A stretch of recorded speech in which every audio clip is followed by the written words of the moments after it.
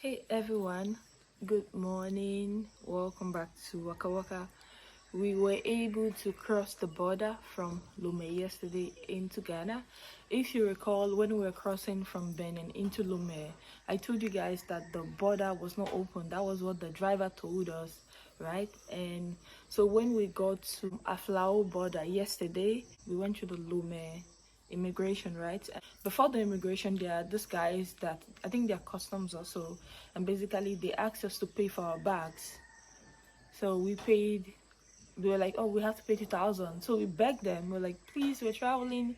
So we ended up paying 1,000 sefa, and then we went to Lome immigration. When we got there, they were like, "Oh, the country is not open, and how did you guys get into the country?" Then we explained to him that the driver that took us told us actually that the border was not open.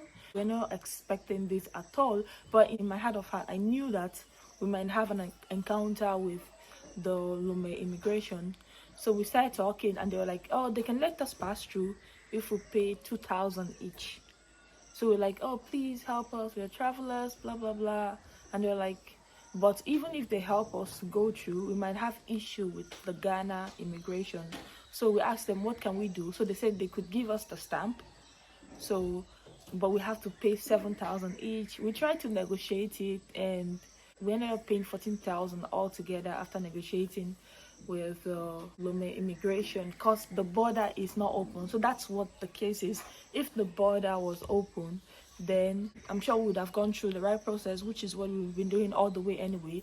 Then now the funny thing was that when we approached the immigration officer in Lome, and they're like, "Oh, good afternoon. We are from Nigeria." We didn't say we're from Nigeria. When we were greeting him, he was like, he was with this French attitude. He was like, "This is a French speaking country. If you cannot speak French," he was trying to be really rude. But we know that we need something from him, so we had to just kind of like, "Sorry, we do not speak French. We are English, whatever." It was almost getting nasty, but we were able to resolve it.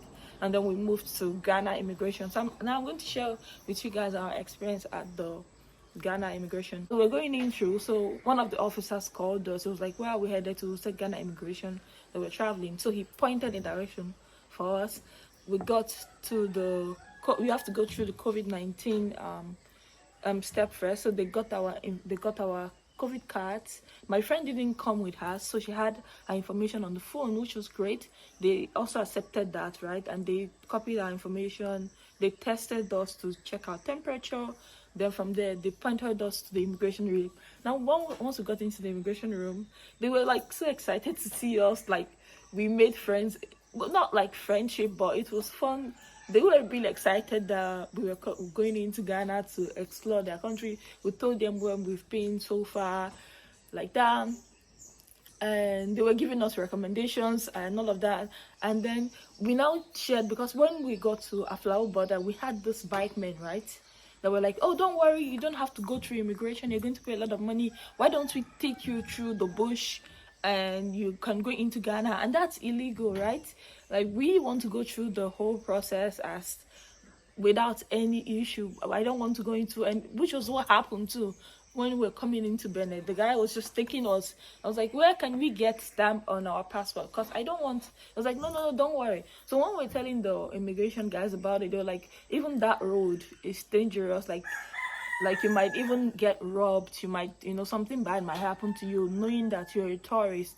And sometimes they go through that road and catch illegal immigrants. I'm like, how can I be an illegal, like, just in my head, in an African country traveling illegally? It is not right at all.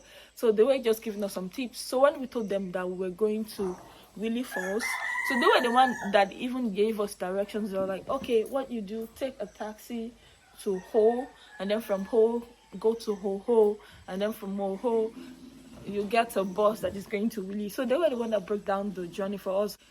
I would just say we felt that African hospitality, like, just traveling, just, knowing that we are humans. At the end of the day, that's what it's supposed to be. Being hospitable, being nice, being friendly.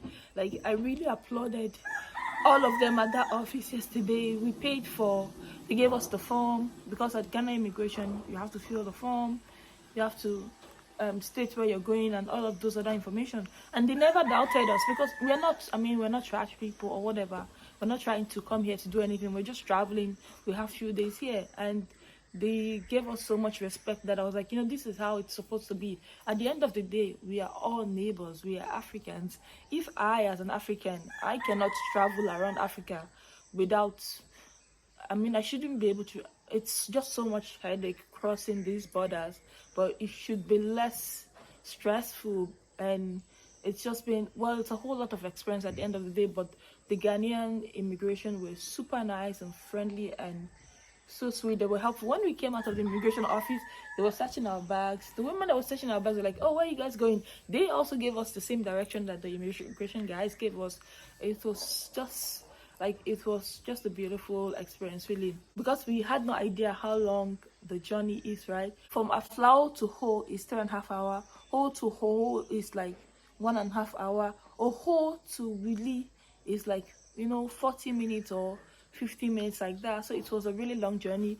And what we realized is that while we were traveling from Oho to Willy, even though our luggage is small, it's just my backpack, we had to pay for luggage. And that was a cultural shock for us, because like when you're traveling, I'm going to compare it to Nigeria because that's the only place I know right now that also charges for. When you're traveling in Nigeria, in the regional states, when you have a big bag, let's say you have lots of bags, that's when you pay for excess luggage. But just for ordinary small bags, we had to pay for our luggage.